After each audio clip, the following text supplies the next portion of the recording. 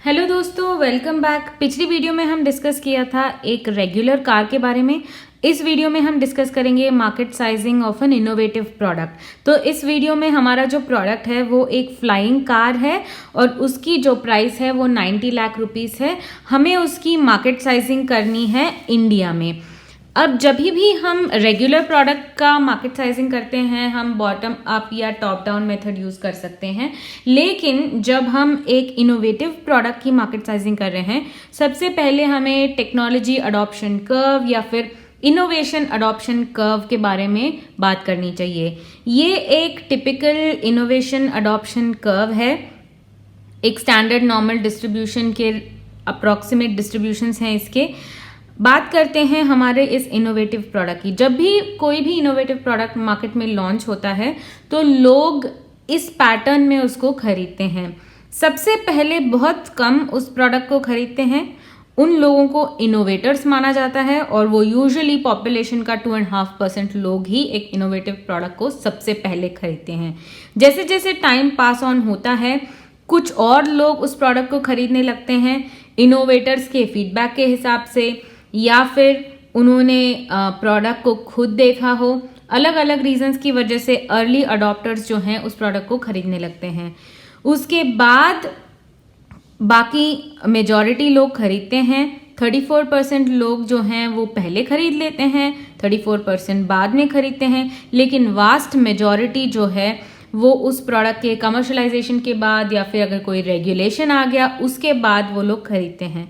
और कुछ लोग होते हैं जो कुछ भी हो जाए बिल्कुल भी नहीं उस प्रोडक्ट को खरीदते हैं, उनको हम लैगर्ड्स कहते हैं। यूजुअली लैगर्ड्स को आप उस टाइप के कस्टमर्स मानिए जो उस प्रोडक्ट को शायद कभी अपनी लाइफ में खरीदे ही ना। क्योंकि हमारा ये जो फ्लाइंग कार है वो एक इनोवेटिव प्रोडक्ट है, कस्टमर्स को नहीं पता इस प्रोडक्ट से क्या एक्सपेक्ट करना चाहिए।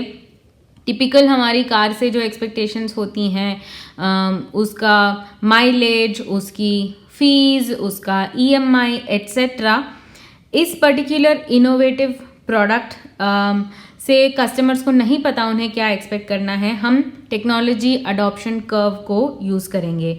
दूसरी बात मैं ये बता दूं, हमारे पिछले वीडियो में जहाँ पे हम एक रेगुलर कार का मार्केट साइजिंग कर रहे थे, हमने एक वेल्थ डिस्ट्रीब्यूशन चार्ट यूज़ किया था। इसमें आप देख सकते हैं कि ये अप्रॉक्सीमेट इंडिया के पॉपुलेशन के हिसाब से वेल्थ डिस्ट्रीब्यूशन है। एक रेगुलर कार में कस्टमर को EMI मिल जाता है, मतलब लोन मिल जाता है बैंक से। तो अगर आपका 10 लाख का कार है तो आप 7 लाख वेल्थ वाले को भी उस कार को बेच सकते हो, क्योंकि उन्हें इमीडिएटली पेमेंट नहीं करनी। एक इनोवेटिव प्रोडक्ट में जो फाइनेंस ऑप्शंस होते हैं वो कम होते हैं, इस वजह से बैंक्स शायद इनिशियली इस प्रोडक्ट को खरीदने के लिए लोन ना दे, राइट। तो उस हिसाब से जब हम मार्केट साइजिंग करेंगे हमारा अप्रोच भी थोड़ा सा चेंज होगा। तो क्योंकि अभी आपने technology innovation curve, adoption curve समझ लिया है, हम कट लगाएंगे B2C के लिए। इसका मतलब है कि हम मार्केट साइजिंग कर रहे हैं इस प्रोडक्ट के लिए जो हम रेगुलर कस्टमर्स को बेचेंगे। तो सबसे पहले हम लेंगे इंडिया की पॉपुलेशन जो कि 130 करोड़ है। मैं सोर्सेस डिस्क्रिप्शन बॉक्स में लिंक कर दूंगी। बहुत सारे सोर्सेस हैं, आप उन सोर्सेस को यूज़ करके इंडिया की पॉपुलेशन इन्फॉर्मेशन देख सकते हैं। मैं अप्रॉक्सीमेटली 130 करोड़ ले रही हूँ। फिर हम लगाएंगे इनकम का कट कि इस पर्टिकुलर 90 लाख की इनोवेटिव प्रोडक्ट को खरीदने के लिए लोगों के पास किस तरह का इनकम होना चाहिए। तो ये मैं क्रेडिट स्विस की वेल्थ डिस्ट्रीब्यूशन चार्ट यूज़ कर रही हूँ। ये 2020 का उनका डेटा है। एक्चुअल ग्राफ US डॉलर्स में था, मैंने 70 रुपीज़ कन्वर्शन लगा के इसको INR में कन्वर्ट किया है। Approximately 2.2% of the population 70 lakh से 7 करोड़ तक का वेल्थ ओन करती है।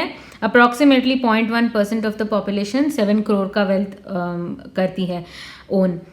हम एक्चुअली इनकम का इन्फॉर्मेशन चाहते हैं, क्योंकि हमारे पास वो टाइप का इन्फॉर्मेशन रेडीली अवेलेबल नहीं रहता, क्योंकि बहुत सारे लोग ITR फाइल नहीं करते, उस टाइप का इन्फॉर्मेशन कंसोलिडेट करना मुश्किल है। हम वेल्थ को इनकम का एक प्रॉक्सी मान के चलेंगे। इसका मतलब ये कि अगर किसी के पास 7 लाख का वेल्थ है, हम अज्यूम करेंगे कि उसको 7 लाख का एनुअल इनकम आता होगा। इस अजम्पशन से हम आगे बढ़ते हैं इस प्रोडक्ट की मार्केट साइजिंग में। अब देखिए, हमारा प्रोडक्ट जो है वो 90 लाख रुपीस का है।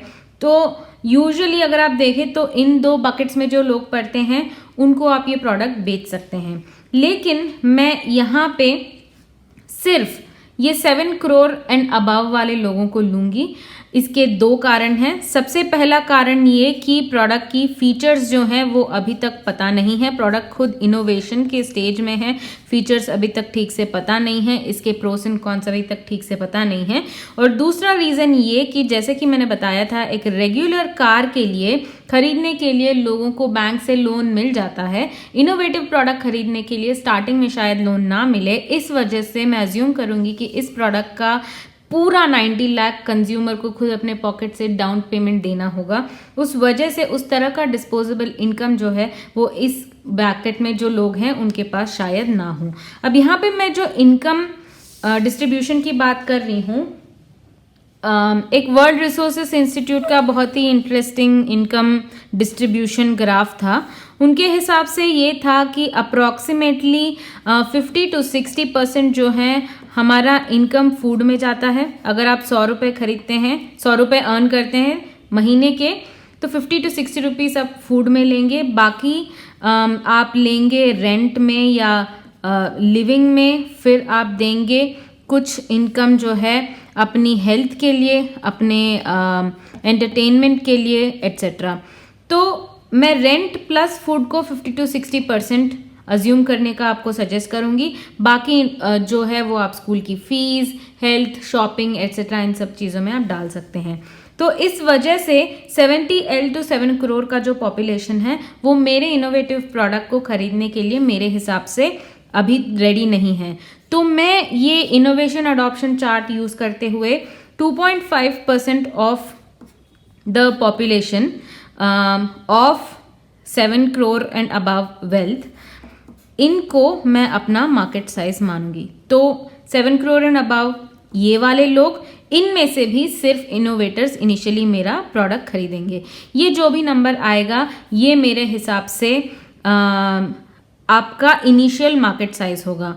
अब इसमें ये अप्रॉक्सीमेटली आता है 32,500। इसमें फिर मैं डिवाइड लगाऊंगी मेरा थर्ड कट, जो कि होगा अर्बन रूरल। अर्बन रूरल इस वजह से क्योंकि मेरा प्रोडक्ट एक इनोवेटिव फ्लाइंग कार है, और फ्लाइंग कार जो है वो ट्रैफिक प्रॉब्लम्स की वजह से हो सकता है ज़्यादा इसका यूज़ और इसका इम्पोर्टेंस अर्बन में हो। मैंने क्रेडिट स्विस मैंने वर्ल्डोमीटर के रिपोर्ट से देखा कि approximately 34% of India's population urban है, बाकी रूरल है। क्योंकि हमारे पास वेल्थ डिस्ट्रीब्यूशन और अर्बन रूरल का मैच करता हुआ डेटा नहीं है, मैं अज्यूम करूंगी कि जो वेल्थ डिस्ट्रीब्यूशन चार्ट है ये इक्वली 50-50 अर्बन रूरल को रिप्रेजेंट करता है। मतलब कि अर्बन में भी 7 लाख बिलो 73% होंगे और रूरल में भी 7 लाख एंड बिलो 73% होंगे। ये मेरा अजम्पशन है। इंटरव्यू में आप इस अजम्पशन को ज़रूर स्टेट करना। और अगर आपके पास wealth distribution as per urban rural data मिल जाता है, मैं भी देखूंगी, मिल गया तो मैं डिस्क्रिप्शन में लिंक कर दूंगी, तो वो आप एग्जैक्ट डेटा यूज़ कर सकते हैं। लेकिन हम अज्यूम करेंगे कि हमारे जो 32,500 लोग हैं उसमें से सिर्फ 35% या 34% अर्बन में रहते हैं, सिर्फ वही लोग इंटरेस्टेड होंगे एक फ्लाइंग कार में। तो उन लोगों को मैं अपना मार्केट साइज मानूंगी, जो कि आता है अप्रॉक्सीमेटली 11,000 लोग। तो 11,000 जो है मेरा मार्केट साइज है एक इनोवेटिव प्रोडक्ट के लिए, जो कि एक फ्लाइंग कार है। अब ये तो हो गया B2C। अब आप मुझसे पूछेंगे कि इसका B2B क्या होगा। मैं इसका B2B एक सब्जेक्टिव वे में आंसर करना चाहूँगी कि इसका B2B जो है वो अभी अनप्रेडिक्टेबल है, और उसका रीज़न मैं आपको बताऊंगी। एक B2B कंपनी, आपको याद होगा हमारे पिछले वीडियो में हमने B2B के लिए बॉटम अप अप्रोच यूज किया था, जहां पे हमने यूजर्स को डिफाइन किया था कि किस टाइप के यूजर्स होंगे जिनको कार की जरूरत पड़ेगी। यूजर्स मतलब कंपनीज, और उससे हमने मार्केट साइज कैलकुलेट किया था। एक फ्लाइंग कार के लिए किस टाइप के यूजर्स होंगे? हमारे यूजर्स यूजुअली इंडस्ट्री प्लेयर्स होते हैं, जैसे कि ट्रैवल कंपनी, आप एक जगह से दूसरी जगह जाना चाहते हैं, आप कैब बुक करेंगे, या फिर टूरिज्म कंपनी जो आपको यहाँ वहाँ घुमाते हैं, या फिर मैन्युफैक्चरिंग प्लांट्स जहाँ पे प्लांट में इंटरनली लोगों को घूमने के लिए कंपनीज रेगुलर कार्स खरीदती हैं। अब ये जो कंपनीज हैं, ये कंपनीज एक फ्लाइंग कार सिर्फ तभी खरीदेंगी जब उनका पूरा बिजनेस मॉडल चेंज होगा एक फ्लाइंग कार को सपोर्ट करने के लिए। मैं आपको एग्जांपल देती हूँ ट्रैवल कंपनी की। आप कोई भी कैब सर्विस ले लीजिए, आप दिल्ली टू आगरा अगर कैब बुक करते हैं तो आप एक यूजर हैं, कंज्यूमर हैं, कंपनी आपको वो सर्विस प्रोवाइड कर रही है, और कंपनी जो है वो एक रेगुलर कार खरीदेगी आपको वो सर्विस प्रोवाइड करने के लिए। जब कंपनी फ्लाइंग कार खरीदेगी तो यूजर को भी उस फ्लाइंग कार की, कंज्यूमर को भी उस फ्लाइंग कार की रिक्वायरमेंट होनी चाहिए। मतलब आपको आगरा से दिल्ली या दिल्ली से आगरा उड़ के जाने की जरूरत पड़नी चाहिए, तो कंज्यूमर जो है उसको भी इस कार का जितना भी कॉस्ट होगा, ट्रैवल कॉस्ट, वो बेयर करना पड़ेगा। अगर आप दिल्ली टू आगरा आज 3000 रुपीज पे करते हैं क्योंकि कंपनी 10 लाख की गाड़ी खरीद के रोड से आपको ट्रांसपोर्ट कर रही है, कल को अगर कंपनी 90 लाख की कार खरीद के उड़ के आपको ट्रांसपोर्ट करे तो हो सकता है ये प्राइस जो है ये 30,000 हो जाए। तो क्या कंज्यूमर्स इस पर्टिकुलर सर्विस को लेने में इंटरेस्टेड होंगे? तो इस वजह से इन सारी कंपनीज को अपना बिजनेस मॉडल पूरा चेंज करना पड़ेगा। जब बिजनेस मॉडल कंपनीज चेंज करेंगी तब हम उसका मार्केट साइज लगा सकते हैं। तो मेरे हिसाब से इनोवेटिव प्रोडक्ट का B2B मार्केट प्राइसिंग निकालना काफ़ी मुश्किल है, और मैं उस क्वेश्चन का इस तरह से आंसर करूंगी। तो मैं उम्मीद करती हूँ आपको दोनों मार्केट साइजिंग वीडियोस पसंद आई होंगी। अगर पसंद आई तो वीडियोस को लाइक कीजिए, और चैनल पे नए हैं तो सब्सक्राइब ज़रूर कीजिए। Thank you.